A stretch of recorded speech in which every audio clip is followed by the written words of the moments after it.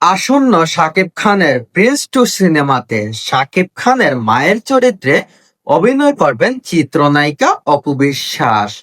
প্রিয়তমা টু সিনেমার প্রযোজক প্রতিষ্ঠান থেকে অপু বিশ্বাসকে অফার করা হয়েছিল শাকিব খানের মায়ের চরিত্রে অভিনয় করার জন্য।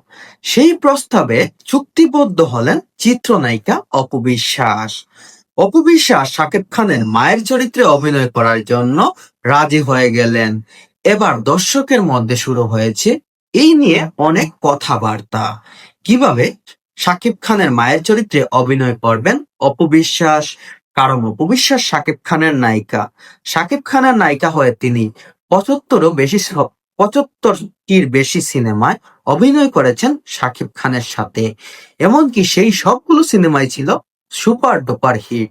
তাহলে এবার স্ত্রী থেকে, প্রেমিকা থেকে, সহকর্মী হিসাবে থেকে এবার সরাসরি শাকিব খানের মায়ের চরিত্রে অভিনয় করবেন চিত্রনায়িকা অপু বিশ্বাস।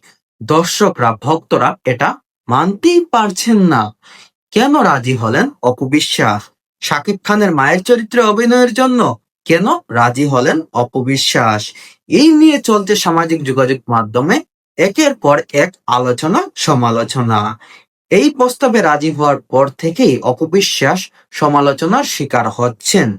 কারণ ভক্তরা মানতে নারাজ। শাকিব খানের সাথে নায়িকা হিসাবে দেখতে চায় অপু বিশ্বাসকে।